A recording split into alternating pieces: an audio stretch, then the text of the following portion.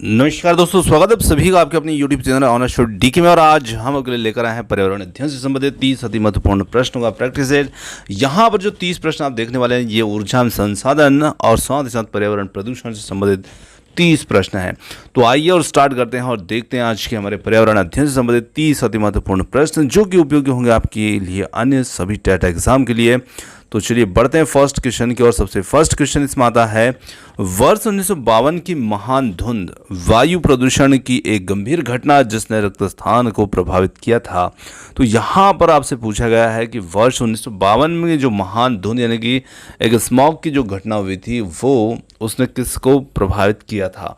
Paris, London या फिर New York, Delhi या फिर 4 विकल्प हैं, आपका उत्तर कौन सा होगा ये आप कमेंट्स में बता सकते हैं। तो यहाँ पर हम कह सकते हैं कि वर्ष 1952 की जो महान धुंध घटना जिसे ग्रेट स्मॉग या बिग स्मॉग भी कहा जाता है, ये गंभीर वायु प्रदूषण की घटना थी जिसने कि 1952 में लंदन को प्रभावित किया था। और बी विकल्प होगा इसमें यहाँ पर सही उत्तर।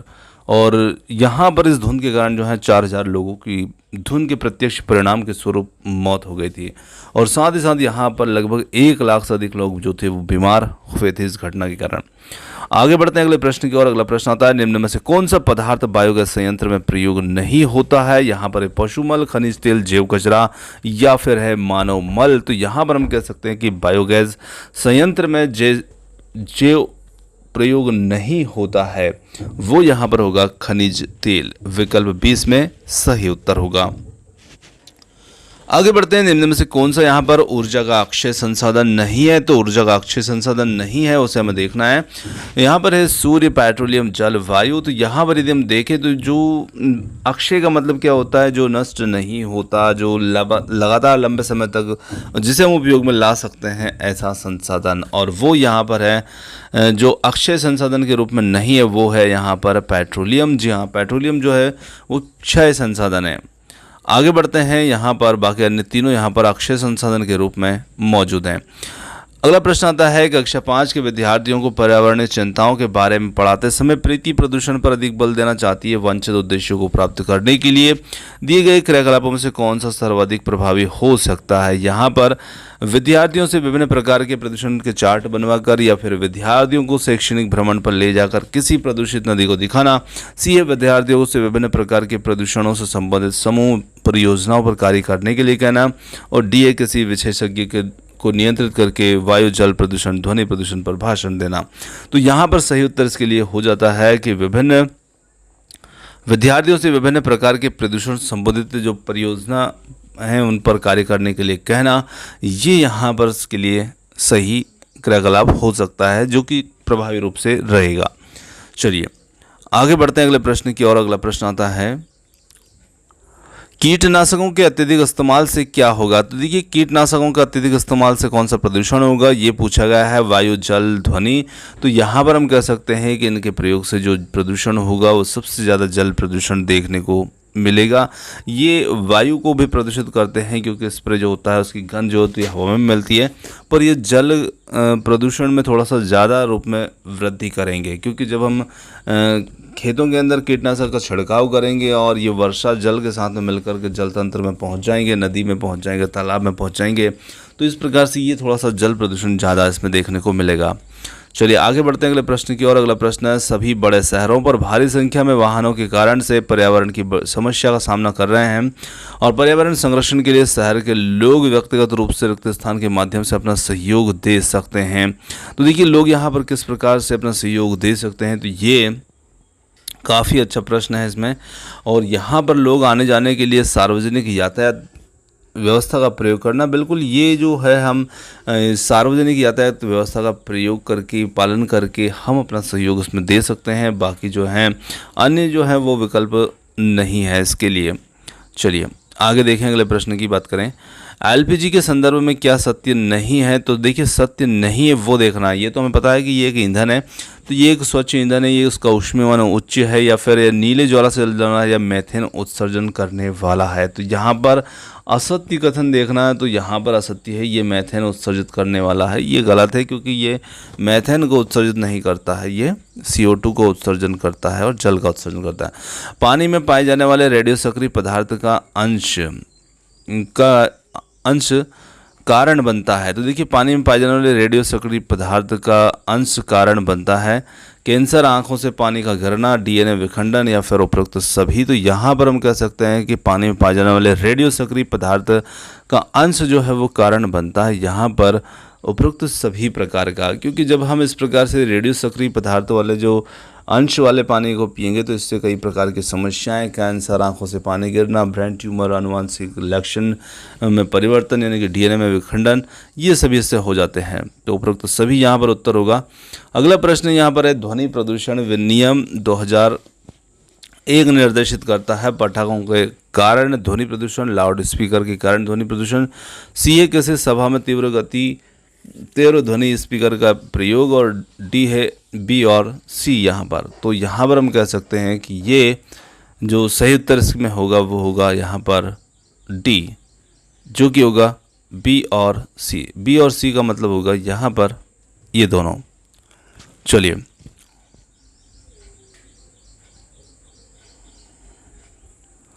आगे देखेंगे प्रश्न को, निम्न में से किस स्तर से नीचे जाने पर ओजोन परत में छिद्र की संज्ञा दी जाती है। तो देखिए यहाँ पर यदि हम देखें तो ओजोन परत में छिद्र की जो संज्ञा है वो हम कहाँ से कहाँ तक दे सकते हैं। तो वो 800 DU या फिर 400 DU या फिर 200 DU, और डी है उपरोक्त में से कोई नहीं। तो यहाँ पर DU का मतलब जो होगा इसकी जो इकाई है जिसे हम डाप्सन यूनिट कहते हैं, ये है यहाँ पर संक्षिप्त में DU। तो यहाँ पर हम कह सकते हैं कि ओजोन परत में छिद्र की जो संज्ञा है वो हम दे सकते हैं यहाँ पर जब ओजोन परत की जो मोटाई है वो 200 डाप्सन से कम हो जाती है तो उसे हम छिद्र की संज्ञा देते हैं। तो यहाँ पर सी विकल्प होगा इसके लिए उत्तर। चलिए आगे बढ़ते हैं। अगला क्वेश्चन आता है यहाँ पर EIA, जिसे हम एनवायरमेंटल इम्पैक्ट असेसमेंट कहते हैं, ये अमेरिका में स्थापित किया गया है। तो ये कब किया गया है, इसका वर्ष हमसे पूछा गया है। यहाँ पर वर्ष 1967, 1969 या फिर 1971 या फिर 1973।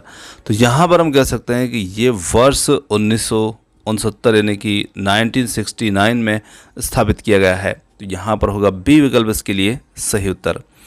अगले प्रश्न की बात करते हैं, निम्न में से कौन सा जीवाणु जल प्रदूषण के सूचक के रूप में काम में आता है। यहाँ पर पहचानना उस जीवाणु को जो कि है स्ट्रेप्टोफाइलोकोकस या फिर स्ट्रेप्टोकोकस, डिप्लोकोकस या फिर कॉलीफॉर्म। तो यहाँ पर हम कह सकते हैं कॉलीफॉर्म जीवाणु जो होता है ये जल प्रदूषण के सूचक के रूप में उपयोग में लाया जाने वाला जीवाणु होता है।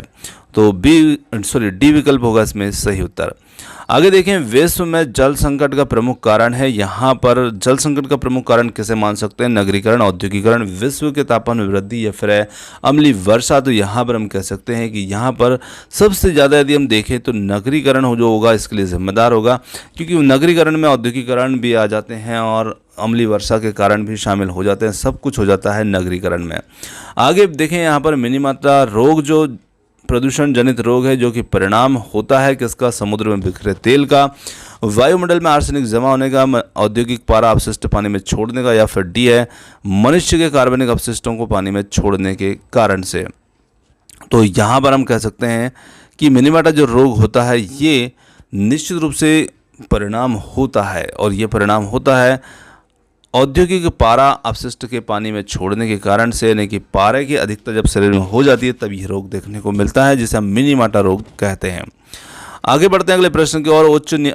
उच्चतम न्यायालय ने सरकार को निर्देशित किया कि यमुना के जल की गुणवत्ता कम से कम ग्रेड सी स्तर तक बनाए जिससे उसे लोगों तक पीने योग्य पानी बनाकर उपलब्ध कराया जा सके। उक्त कथन अनुसार ग्रेड सी का क्या अर्थ होगा, शुद्ध मात्रा, थोड़ी मात्रा में प्रदूषित जल, औसत दर्जे का प्रदूषित जल या फिर अधिक मात्रा में प्रदूषित जल। तो यहाँ पर हम कह सकते हैं कि निश्चित रूप से यहाँ पर इस सी ग्रेड का यहाँ पर अर्थ जो होगा वो होगा औसत दर्जे का प्रदूषित जल, और सी विकल्प यहाँ पर होगा इसका उत्तर। आगे देखिए अगले प्रश्न को, जल प्रदूषण अथवा जल जनित रोगों का एक उदाहरण निम्न में से कौन सा है, डिप्थीरिया या फिर टानिसिलाइटिस या फिर अतिसार या फिर खसरा, कौन सा। तो यहाँ पर हम कह सकते हैं कि देखिए जल प्रदूषण या जल जनित रोगों का एक उदाहरण जो होगा वो अतिसार होगा, यहाँ पर होगा सी विकल्प इसके लिए सही उत्तर, से हम डायरिया भी कहते हैं। चलिए आगे बढ़ते अगले प्रश्न को देखते हैं। अगला प्रश्न आता है, इनमें से कौन सा जल प्रदूषण का स्रोत नहीं है, औद्योगिक कचरा ये अपशिष्ट औद्योगिक रेडियोधर्मी कचरा, कृषि जनित कचरा या फिर खनन अपशिष्ट। तो इनमें से जल प्रदूषण का जो स्रोत नहीं है वो यहाँ पर होगा खनन अपशिष्ट, डी विकल्प है। चलिए डी विकल्प जो होगा ये इसमें हमारा सही उत्तर होगा। आगे बढ़ते हैं। समुद्री प्रदूषण के कारण नष्ट हो रहे हैं, तो समुद्री प्रदूषण के कारण कौन नष्ट हो रहे हैं? भूमध्य रेखीय वन, पतझड़ वन, कोणधारी वन या फिर मैंग्रोव वन। तो देखिए मैंग्रोव वन जो होते हैं ये ऐसे वन होते हैं जो समुद्र के तटीय क्षेत्रों में होते हैं, किनारे वाले क्षेत्र में होते हैं, जिन्हें मैंग्रोव वन कहते हैं। और जब समुद्र का प्रदूषण होगा तो वो सबसे ज़्यादा प्रदूषित करेगा उसके किनारे वाले क्षेत्रों को, यानी कि मैंग्रोव वनों को, और ये वन वहाँ पर नष्ट हो रहे हैं। चलिए आगे बढ़ते हैं। अगले प्रश्न की बात करें, हरित गृह प्रभाव के कारण पृथ्वी पर कौन सा रेडिएशन होता है? तो यहाँ पर UV radiation, gamma radiation, X किरण रेडिएशन या फिर इंफ्रारेड रेडिएशन। तो यहाँ पर हम कह सकते हैं कि हरित गृह प्रभाव के कारण जो रेडिएशन होता है वो होता है डी विकल्प, इंफ्रारेड रेडिएशन। चलिए ये हमारा इसमें सही उत्तर होगा। चेरनोबिल दुर्घटना जो है ये किससे संबंधित दुर्घटना है? तो यहाँ पर भूस्खलन, भूकंप, नाभिक की दुर्घटना या फिर अम्लीय वर्षा। तो देखिए चेरनोबिल दुर्घटना जो थी एक नाभिक की दुर्घटना थी, ये से विकल्प हो जाएगा इसमें सही उत्तर, जो कि 26 अप्रैल 1986 को यूक्रेन के चेरनोबिल न्यूक्लियर पावर प्लांट में घटित हुई थी और इसे परमाणु दुर्घटना का सबसे बड़ा हादसा माना जाता है। सी विकल्प के साथ इसमें उत्तर हो जाता है। आगे देखेंगे अगले प्रश्न को, जल प्रदूषकों में के रूप में मौजूद लोहे और मैग्नीज को किसके द्वारा नहीं हटाया जा सकता? निष्पंदक लगा करके किए गए ऑक्सीकरण से, क्लोरीनीकरण, आयन विनिमय प्रक्रिया या फिर चूना सोडा प्रक्रिया या फिर मैग्नीज जियोलाइट प्रक्रिया। तो यहाँ पर हम जल प्रदूषकों में से मौजूद लोहे और मैग्नीज के कणों को क्लोरीनीकरण के द्वारा नहीं हटा सकते हैं और बाकी अन्य तरीकों से हम उसे हटा सकते हैं। चलिए आगे देखें अगले प्रश्न को। अगला प्रश्न आता है, सीएनजी का ईंधन निम्न में से किस रूप में उपयोग में लाया जाता है? वाहन में, उद्योग में, खाना बनाने में या फिर वाहन और उद्योग दोनों में। तो यहाँ पर हम कह सकते हैं कि सीएनजी जो होता है इसका वाहन उद्योग दोनों में उपयोग लाया जा सकता है और डी विकल्प होगा इसमें सही उत्तर। आर्सेनिक द्वारा जल प्रदूषण सर्वाधिक होता है, तो बिहार, उत्तर प्रदेश या फिर पश्चिम बंगाल या मध्य प्रदेश। तो यहाँ पर हम कह सकते हैं कि आर्सेनिक के द्वारा जल प्रदूषण जो है सबसे ज़्यादा देखने को मिलता है वो मिलता है हमें पश्चिम बंगाल में, विकल्प डी यहाँ पर, क्योंकि गंगा ब्रह्मपुत्र इलाके में सबसे ज़्यादा ये प्रदूषण देखने को मिलता है। आगे बढ़ते हैं अगले प्रश्न की ओर। निम्नलिखित में से कौन सा न्यूनतम पर्यावरणीय प्रदूषण उत्पन्न करता है? डीजल, पेट्रोल, हाइड्रोजन या फिर कोयला। तो यहाँ पर न्यूनतम पर्यावरणीय प्रदूषण उत्पन्न करने वाला जो ईंधन होगा वो होगा हाइड्रोजन। यहाँ पर न्यूनतम पर्यावरणीय प्रदूषण हाइड्रोजन। आगे देखिए, गंगा एक्शन प्लान को लाने के उद्देश्य से निम्न में से किस सुधार हेतु है? जल की गुणवत्ता, जल का वेग, जल की प्रचुरता, जल के तापमान। तो देखिए गंगा एक्शन प्लान जो है ये लाने का जो उद्देश्य है वो जल की गुणवत्ता में सुधार करना है। तो यहाँ पर ए विकल्प हो जाएगा जल की गुणवत्ता, इसके लिए सही उत्तर। आगे बढ़ते अगले प्रश्न की ओर। निम्नलिखित में से वाहनी ईंधनों में से किसको आजकल पर्यावरणीय स्नेही माना जाता है? यहाँ पर डीजल, पेट्रोल, द्रवित पेट्रोलियम गैस, संपीड़ित प्राकृतिक गैस। तो यहाँ पर सही उत्तर जो होगा वो होगा इसमें हमारा डी विकल्प, संपीड़ित प्राकृतिक गैस, जिसे हम सीएनजी भी कहते हैं।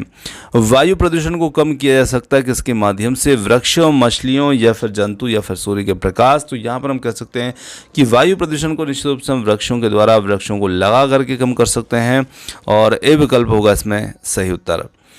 आगे बढ़ते हैं। निम्न में से कौन सा वायु प्रदूषण का एक उदाहरण है? धुआं और कुहासा, वाहनों से निकलने वाली गैस, जलती हुई लकड़ी या चारकोल से निकली गैस। डी है उपरोक्त गैस। तो वायु प्रदूषण की बात की जा रही है तो वायु प्रदूषण में ये सभी चीज़ें शामिल होगी और इन सबको ही सम्मिलित रूप से हम वायु प्रदूषण में शामिल कर सकते हैं। आगे देखें अगले प्रश्न को। वायु प्रदूषण प्रकरण पढ़ाने के लिए 4 अलग अलग प्रकार के विज्ञान शिक्षक 4 अलग अलग तरह के शिक्षण पद्धतियों का प्रयोग करते हैं। निम्नलिखित में से कौन सी पद्धति सबसे ज़्यादा उचित है? यहाँ पर है विद्यार्थियों को वायु प्रदूषण और वृत्त चित्र दिखाना, विद्यार्थियों से कहना कि वे दीपावली के पहले और बाद में वायु के नमूने इकट्ठे करना या उनकी गुणवत्ता का अध्ययन करते हुए निष्कर्षों को सारणीकृत करना। सी है यहाँ पर विद्यार्थियों को पाठ्यपुस्तक के प्रकरण का स्वस्वर पठन करने के लिए कहना और संकल्पना शब्दावली का अर्थ स्पष्ट करना। डी है प्रकरण को पूरा करने के बाद अभ्यास और दिए गए प्रश्नों के सभी उत्तर लिखवाना। तो यहाँ पर हमारा जो सही उत्तर इसमें होगा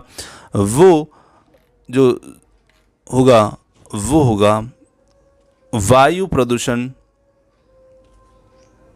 के लिए सबसे ज़्यादा जो उचित होगा वो होगा विद्यार्थियों से कहना कि वे दीपावली के पहले और बाद में वायु के नमूने इकट्ठे करें और गुणवत्ता का अध्ययन करते हुए निष्कर्षों को सारणीकृत करें। ये प्रोजेक्ट देना यहाँ पर ठीक होगा। आगे देखें अगले प्रश्न को, BOD5 क्या है? तो देखिए BOD5 जो है ये क्या है, biological oxygen demand in 5 years या फिर 5 डेज 5 मंथ या फिर 5 मिनट। बाकी सब आगे का तो सेम ही है, सिर्फ पीछे लास्ट में थोड़ा सा चेंज है। तो यहाँ पर इसके लिए सही उत्तर जो होगा वो होगा 5 डेज वाला, यानी कि biological oxygen demand in 5 days. तो यहाँ पर बे विकल्प इसमें सही उत्तर होगा। तो दोस्तों ये थे आज के हमारे पर्यावरण अध्ययन से संबंधित 30 अति महत्वपूर्ण प्रश्न, और प्रश्न आपको कैसे लगे कमेंट्स करके जरूर बताइएगा। वीडियो पसंद आया तो वीडियो को लाइक शेयर, चैनल को सब्सक्राइब करना मत भूलिएगा। आपने जो समय दिया उसके लिए बहुत बहुत धन्यवाद। Thanks for watching. मिलते हैं जल्द ही एक और नए किसी वीडियो के साथ। धन्यवाद।